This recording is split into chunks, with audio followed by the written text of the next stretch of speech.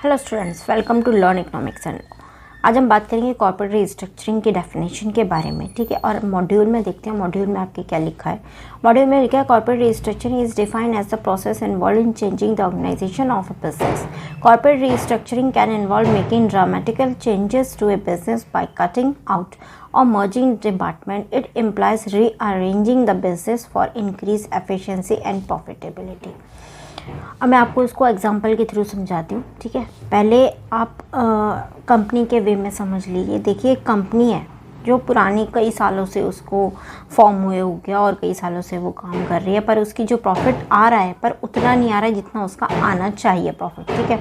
उसका प्रॉफिट उतना नहीं आ रहा, ठीक है। तो हम क्या करेंगे, उसके सारे डिपार्टमेंट को रीअरेंज और रीऑर्गेनाइज करेंगे। यानी कि हम देखेंगे कि कहाँ पर गलती है, कौन सी ऐसी यूनिट है जो हमारे यूज़ में नहीं आ रही या जो हमें कम प्रॉफिट दे रही है। हर चीज़ में देखिए कोई ना कोई कभी ना कभी चेंजेस चाहिए होते हैं, अदरवाइज़ उसका क्या होता है, प्रॉफिट तो दे रहा होता है, वो फ़ायदा तो पहुंचा रहा होता है पर उतना नहीं पहुंचाता। जैसे फॉर एग्जांपल आप अपने अलमारी लीजिए, सिंपल सा डेली वेज का एग्जांपल है। आप अपनी अलमारी लीजिए, आप अलमारी को कभी ना कभी साल में एक बार दिवाली के दिनों में तो इन्हीं दिनों में साफ़ करते होंगे। तो जब आप साफ़ करते हैं तो यदि आपसे बिना साफ़ करे कहा गया है कि इसमें से वो सामान निकाल के अलग रख दो जो आपके यूज़ का अब नहीं है। ज़रूरी नहीं है कि जो चीज़ आज आपकी यूज़ हो रही है वो हमेशा यूज़ हो रही हो। ऐसा भी ज़रूरी नहीं है कि जो चीज़ आज यूज़ नहीं, कल यूज़ हो रही थी आज यूज़ नहीं हो रही, पर वो फेंकने के लायक भी नहीं है, ठीक है। तो ऐसी कौन सी चीज़ें हैं जिनको आपसे कहा जाए आप लगाइए मत, कुछ मत करिए, बस इस अलमारी में से वो सामान उठा के बाहर कर दीजिए जो आपके यूज़ का नहीं है। तो आप कर पाएंगे? बिल्कुल भी नहीं कर सकते। यदि आप कर भी देंगे, चलिए आप एक बार को कर भी देंगे, तो आपसे वो मतलब आप अपनी अलमारी में देखेंगे तो काफ़ी सारा सामान, ये सब करने के बाद कई घंटे लगाने के बाद भी आपका कई सामान ऐसे होंगे जो अभी भी मैसी पड़े होंगे, जो अभी भी वहीं होंगे, जो आपको समझ में नहीं आ रहे होंगे। पता नहीं इन्हें हटाना है, रखना है, क्या करना है, क्या नहीं करना है, मतलब बेसिकली आपको समझ में नहीं आएगा। पर यदि आप वो अलमारी को सारा सामान बाहर करें और उस अलमारी को साफ़ करें कपड़े से, ठीक है, और उसके बाद दोबारा से उस सामान को पूछ के रखें, तो क्या होगा, उस सामान की जो सामान रखा है उसकी लाइफ भी बढ़ेगी और क्या होगा, उस सामान की लाइफ भी बढ़ेगी और आपको पता भी पड़ेगा कि क्या क्या सामान आपके पास रखा है, किस किस सामान को बेहतर तरीके से आप यूज़ कर सकते हो। कई चीज़ ऐसे निकल के नहीं आती अलमारी में कि कई सालों से रखी हैं, पता ही नहीं है रखी हैं, दबी हुई कहीं पड़ी हैं, पता ही नहीं है। और कई काम उसके बिगड़ या उसके साथ बहुत अच्छे तरीके से हो सकते हैं, जब आपको पता ही नहीं कि वो आपके पास पड़ी है तो आप वो काम अच्छे तरीके से कर ही नहीं पाए। क्यों? क्योंकि आपको पता ही नहीं है। तो ऐसे ही बिल्कुल सेम जो आपकी अलमारी के साथ आपकी कहानी है, जो आपकी अंडरस्टैंडिंग आपकी अलमारी के साथ है, वही अंडरस्टैंडिंग एक कंपनी ओनर की कंपनी के साथ होती है। सेम वही चीज़ें हैं कि कंपनी में कई ऐसी यूनिट, कई ऐसी चीज़ें, कई ऐसे एम्प्लॉय, कई ऐसी पॉलिसीज़, कई ऐसे डिपार्टमेंट होते हैं जिनको वो यदि रिशफल रीऑर्गेनाइज ना करे, वो पॉलिसीज़ को ना करे रिवाइव, ठीक है, उन पॉलिसीज़ में मॉडिफिकेशन वक्त के साथ ना करे, तो वो उतना प्रॉफिट तो देती हैं वो, पर वो उतना प्रॉफिट नहीं देती जितना उन्हें देना चाहिए, ठीक है। यदि आप वक्त पे टाइम पे पॉलिसीज़ को मॉडिफाई करते हैं वक्त के अनुसार, ठीक है। कई एम्प्लॉयज़ भी ऐसे होते हैं जिन्हें थोड़ा सा मतलब चेंज करने की या उनमें कुछ चेंजेस करने की ज़रूरत होती है। आपकी कंपनी देखिए बिजनेस माइंडेड है, आप बिजनेस माइंडेड हो जाइए। आपकी कंपनी है, कोई भी चीज़ है, जब तक वो ठीक तरीके से वर्क नहीं करेगी तब तक वो आपको प्रॉफिट कैसे देगी? नहीं दे सकते। तो आपको चाहिए कि आपको वो ठीक से काम करे। ऐसी कंपनी होती है कंपनी कॉरपोरेट रीस्ट्रक्चरिंग। स्ट्रक्चर होता है ढांचा, मॉडिफाई करती है कंपनीज अपनी, एम्प्लॉयज़ मॉडिफाई करती है। जो डिपार्टमेंट की ज़रूरत नहीं है या जिस डिपार्टमेंट में चेंजेस की ज़रूरत है उस डिपार्टमेंट में चेंजेस की ज़रूरत करती है। एम्प्लॉयज़ में चेंजेस की ज़रूरत है तो वो भी करती है कंपनी, ठीक है। तो इस तरीके से कंपनी कैपिटल, कई डिपार्टमेंट ऐसे होते हैं जिनकी ज़रूरत ही नहीं है, या फिर वो मर्ज कर सकते हैं दूसरे डिपार्टमेंट के साथ, उनके साथ मिलके वो ज़्यादा बेहतर तरीके से पॉलिसीज़ को चला पाएंगे, बिजनेस को चला पाएंगे। तो इसी तरीके से यही एग्जांपल है, सिंपल सा एग्जांपल अलमारी का जैसे मैंने लिया, आपको काफ़ी हद तक समझ में आया होगा।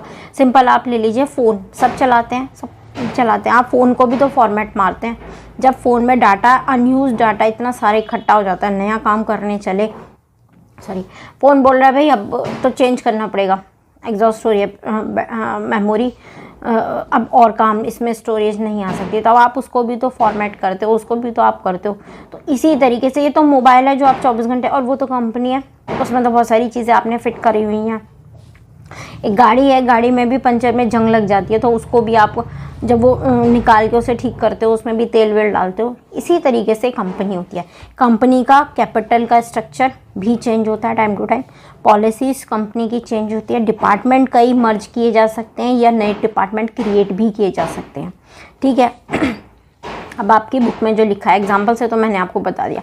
आप अपना कंप्यूटर भी फॉर्मेट करते होगे, मोबाइल भी फॉर्मेट करते होगे, क्यों करते हो? इसीलिए तो कि जो बेकार की चीज़ें वो सब निकल के बाहर जाएं और जो चीज़ें रखनी है वो सही तरीके से काम करें, जिससे आपको ज़्यादा प्रॉफिट मिल सके। मतलब जितनी उनकी क्षमता है वो ज़्यादा क्षमता के साथ अपना रोल प्ले करें, ठीक है, जिससे आपका प्रॉफिट ज़्यादा से ज़्यादा हो, क्योंकि आप कंपनी ऑर्गेनाइजेशन चला रहे हो। Corporate restructuring is defined as a process involved changing the organization of a business. Corporate restructuring can involve make dramatical changes to a business by cutting out or merging department. ठीक है, कुछ department को हटा दिया, कुछ department को मर्ज कर दिया, कुछ डिपार्टमेंट को नया क्रिएट कर दिए। तीनों ही काम हो सकते हैं जिस हिसाब से ज़रूरत हो। It implies rearranging the business और increase efficiency और profitability। यानी कि आप ये सब काम क्यों कर रहे हो, वजह क्या है उसकी? वजह है उसकी आपकी एफिशिएंसी, यानी कि जो आपकी कार्य करने की क्षमता है किसी डिपार्टमेंट की, किसी पॉलिसीज़ की, किसी एम्प्लॉय की या किसी की भी, यदि वो मॉडिफाइड हो जाती है, चेंज हो जाती है, वक्त के साथ चेंज कर लेते हो आप उसको, तो उसकी एफिशिएंसी, काम करने की जो उसकी क्षमता है वो तेज हो जाती है, जिससे क्या होता है, आपका प्रॉफिट ज़्यादा होता है, ठीक है। In other words, it is a comprehensive process by which a company can consolidate its business operation or strengthen its position for achieving corporate objective। अपने जो ऑपरेशंस हैं उसको इकट्ठा करती है, सबको देखती है, उनकी स्ट्रेंथ को बढ़ाती है, उनकी पोजीशनों को चेंज करना चाहती है तो वो करती है, फॉर अचीविंग कॉरपोरेट ऑब्जेक्टिव्स। यानी कि कॉरपोरेट ऑब्जेक्टिव्स जो MOA में लिखे हैं, जो कॉरपोरेट जब बनी थी उसका जो उद्देश्य था उसको प्राप्त करने के लिए हमारा एक उद्देश्य सेट होता है, उसके लिए ही हम काम करते हैं कंपनी में। तो हमें सिर्फ उस गोल को अचीव करना है, उस गोल को ध्यान करना है, कंपनी की ग्रोथ करनी है, किसी और चीज़ के बारे में नहीं सोचना। और इन सब चीज़ों को मद्देनज़र रखते हुए, उस गोल को ध्यान रखते हुए ही कंपनी की पॉलिसीज़, कंपनी के डिपार्टमेंट, कंपनी का कैपिटल स्ट्रक्चर, कंपनी के बोर्ड्स, एम्प्लॉयज़, शेयर होल्डर्स, सबको आप चेंज करेंगे, ठीक है। Achieving corporate objective scenarios and continuing competitive successful entity, ठीक है। और कंपटीशन, मार्केट में कितना कंपटीशन होता है, ये बात भी इसमें कह रहा है कि कंपटीशन किसी भी बिजनेस के लिए हानिकारक नहीं होता, हमेशा बढ़िया होता है। अब एग्जाम्पल के लिए कंपटीशन को आप इन जनरल जब देखेंगे तो आप ये नहीं कहेंगे यार कंपटीशन बहुत है। आप एग्जाम्पल के तौर पर मैं आपको बताती हूँ, यदि आपको कोई चीज़ लेना है, लैपटॉप लेना है, तो आप कहाँ से लेंगे? जहाँ पर सिर्फ एक दुकान है और एक मतलब कुछ वैरायटी के लैपटॉप रखे हैं वहाँ से लेना चाहेंगे, या जहाँ पर खदान है लैपटॉप की, यानी कि लाइन लगा के लैपटॉपों की दुकानें हैं, वहाँ से आप लैपटॉप लेना चाहेंगे? वहाँ आपको ज़्यादा वैरायटी, ज़्यादा सही रेट और ज़्यादा सही चीज़ मिलेगी, तो आप वहीं जाएंगे। तो ये वहाँ पर क्या है, कंपटीशन है, तो कंपटीशन में चीज़ें ज़्यादा बिक रही हैं, ठीक है। ऐसी सब्जी मंडी में सब्जियां बिकने क्यों जाते हैं लोग बाग लेने के लिए? क्यों? क्योंकि वहाँ से लोगों को लगता है कि सस्ती मिलेंगी, कंपटीशन है वहाँ पर, एक के पास नहीं मिलेगी दूसरे के पास मिलेगी। ये सब चीज़ें कब होती हैं? कंपटीशन जब होता है, जब मोनोपोली होती है। मोनोपोली आप समझते हो ना, मोनोपोली होती है, भैया मेरे पास ही और किसी के पास है नहीं, मैं जो रेट बोलूँगा वही रेट आपको देना पड़ेगा, तभी मिलेगी आपको चीज़, नहीं तो नहीं मिलेगी। ये क्या हो गई? ये मोनोपोली हो गई। मोनोपोली में कभी कंपटीशन क्रिएट नहीं होता है, और इसमें एंड यूज़र का, जो यूज़ करने वाला होता है, एंड यूज़र का हमेशा नुकसान होता है।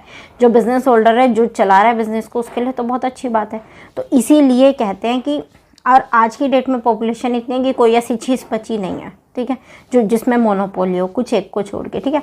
तो इसीलिए किसी भी बिज़नेस के लिए कंपटीशन अच्छा होता है उसकी ग्रोथ के लिए, ठीक है। अब नेक्स्ट टॉपिक है आपका corporate restructuring as business strategy. Corporate restructuring is the process of significantly changing a company business model, ठीक है। यानी कि बिजनेस मॉडल, कई बार क्या होता है, आप बिजनेस मॉडल किसी गोल को चेंज करने के लिए आपने एक बिजनेस ऑर्गेनाइजेशन खड़ी करी, उसका एक गोल सेट कर दिया, ठीक है। उस गोल को सेट करने के लिए आज जो कंडीशन है वो मेरी कहती है कि मुझे ये वाली पॉलिसी अपनानी पड़ती है, पर साल 2 साल के बाद क्या होता है, गोल तो वही रहता है, गोल में भी थोड़े बहुत चेंजेस किए जा सकते हैं, पर वो स्ट्रैटेजी अब बेकार हो चुकी है। वो यदि उसी पे चलेंगे तो प्रॉफिट तो आएगा, पर उतना प्रॉफिट नहीं आएगा जितना कंपनी को चाहिए। तो कंपनी को क्या चाहिए, सिग्निफिकेंटली चेंजिंग करने पड़ेंगे बिजनेस मॉडल में, ठीक है, मैनेजमेंट टीम में और फाइनेंशियल स्ट्रक्चर में to address challenges and increase shareholders value, ठीक है। तो आपको फाइनेंशियल स्ट्रक्चर में भी चेंज करने पड़ेंगे, शेयर होल्डर्स की वैल्यू भी चेंज करनी पड़ेगी, ठीक है। सब चीज़ों में फाइनेंशियल स्ट्रक्चर में चेंज करना पड़ेगा। रिस्ट्रक्चरिंग में इन्वॉल्व मेजर ले ऑफ और bankruptcy and though restructuring is usually designed to minimize the impact on employees, ठीक है, if possible, यदि ये कह रहे हैं कि आप कंपनी चला रहे हो, ऑर्गेनाइजेशन चला रहे हो, पर आप एक ह्यूमन भी तो हो, तो कोशिश करी जाए कि एम्प्लॉयज़ के डिपार्टमेंट में एम्प्लॉयज़ के ऊपर कम से कम चेंजेस किए जाए, ठीक है। ऐसी पॉलिसीज़ अपनाई जाए या कुछ ऐसा किया जाए जिससे एम्प्लॉयज़ के ऊपर कम से कम चेंज करना पड़े, एम्प्लॉय सबसे कम से कम ज़्यादा को बदलना पड़े, उनमें वैसे ही चेंजेस हो जाए, पॉलिसीज़ ज़्यादा चेंज हो। रिस्ट्रक्चर में इन्वॉल्व द कंपनी सेल्स और ए मर्ज विद अनदर कंपनी, ठीक है। रिस्ट्रक्चर में कई बार क्या होता है, सेल भी होता है, मर्ज भी होता है, कंपनी अमलगमेट भी होते हैं, ये सब चीज़ें भी रिस्ट्रक्चरिंग का ही पार्ट है। Company use restructuring as a business strategy to ensure their long term visibility, ठीक है। Shareholders and creditors might force a restructuring if they observe the company current business strategy as influent to prevent a loss on their investment. यदि किसी shareholders ने, creditors ने कंपनी के ऊपर invest किया हुआ है, कंपनी में अपना पैसा लगा रखा है, तो वो कंपनी के ऊपर दबाव डालती हैं कि ज़्यादा, क्योंकि उसे तो सिर्फ मतलब अपने प्रॉफिट से है ना, तो वो तो कंपनी की पॉलिसीज़ वगैरह और किस तरीके से कंपनी काम कर रही है ये सब देखेगी। चाहे बेशक जो कंपनी का मालिक है उसे फ़र्क ना पड़ता हो कि प्रॉफिट 10 रुपये आ रहा है चाहे 20 रुपये आ रहा है, उसकी जेब में तो सब जा रहा है, पर शेयर होल्डर्स और जो क्रेडिटर्स हैं उनको तो कुछ हिस्सा ही मिलना है, तो यदि वो हिस्सा ज़्यादा होगा तो ही कुछ उनका फ़र्क पड़ेगा उनके प्रॉफिट पे। तो इसीलिए वो कई बार कंपनी के ऊपर दबाव डालते हैं कि कंपनी अपनी पॉलिसीज़ या अपनी स्ट्रैटेजी को चेंज करे, कंपनी रीस्ट्रक्चर करे अपनी पॉलिसीज़ को, ठीक है, ठीक है। Corporate restructuring is the process of significantly changing a company business model, management team and financial structure. Business model भी चेंज कर रही है, मैनेजमेंट टीम भी चेंज कर रही है और फाइनेंशियल स्ट्रक्चर भी चेंज कर रही है to address challenging and increase shareholders value. क्या है, उसका अपना गोल अचीव करना है और शेयर होल्डर्स की वैल्यू को भी बढ़ाना है। Corporate restructuring is an organic growth strategy. मैंने पिछली वीडियो में आपको ऑर्गेनिक और इनऑर्गेनिक के बारे में, ऑर्गेनाइजेशन की ग्रोथ के बारे में बताया था। तो इसमें ये जो है, ये जो हम पढ़ रहे हैं कॉर्पोरेट रिस्ट्रक्चरिंग कौन सी है, इनऑर्गेनिक ग्रोथ है। कि इससे ऑर्गेनिक ग्रोथ क्या होती है, जब आप इंटरनल वे में कंपनी में अपना कस्टमर बेस बढ़ा के, ठीक है, कस्टमर ज़्यादा से ज़्यादा इंक्रीज़ करके आप प्रॉफिट कमाते हैं, तो वो ऑर्गेनिक ग्रोथ होती है। पर इस टाइप से जब आप जल्दी स्टेप सीढ़ियाँ चढ़ जाते हो, कुछ सीढ़ियाँ मतलब फटाफट स्टेप लेते हो, आपने कोई कंपनी अपने में मिला ली या किसी कंपनी में आप जाके मिल गए, तो क्या होगा, आपकी ग्रोथ जल्दी होगी। तो ये इस टाइप की ग्रोथ को इनऑर्गेनिक ग्रोथ बोलते हैं। ये एकदम से होती हैं, इसमें प्लान लगाना पड़ता है, ठीक है। तो इस corporate restructuring is an inorganic growth में आता है, ठीक है, ये इनऑर्गेनिक ग्रोथ में आती है ये स्ट्रैटेजी, ठीक है। तो आपको बेसिकली समझ में आया कि कॉर्पोरेट रिस्ट्रक्चरिंग बेसिकली है क्या। कॉर्पोरेट रिस्ट्रक्चरिंग आपके फाइनेंशियल, आपके डिपार्टमेंट, आपकी पॉलिसीज़, आपका सब कुछ चेंज करने को ही रीस्ट्रक्चर कहते हैं। क्योंकि, और ये सब क्यों करते हैं, वो इसलिए करते हैं क्योंकि आपकी जो पुरानी पॉलिसीज़ हैं, पुराने एम्प्लॉयज़ है, पुराना डिपार्टमेंट है, पुरानी नीतियाँ, उनको मॉडिफाइड करना पड़ेगा समय के साथ, नहीं तो वो उतना वर्क नहीं करेंगी, उतनी एफिशिएंसी से वर्क नहीं करेंगी जितनी एफिशिएंसी से उन्हें वर्क करना चाहिए, जिससे क्या होगा, आपका प्रॉफिट कम होगा। पर यदि उनकी एफिशिएंसी फुल चलेगी, फुल होगी, तो आपका प्रॉफिट बढ़ेगा, ऑर्गेनाइजेशन को ग्रोथ मिलेगी, ठीक है।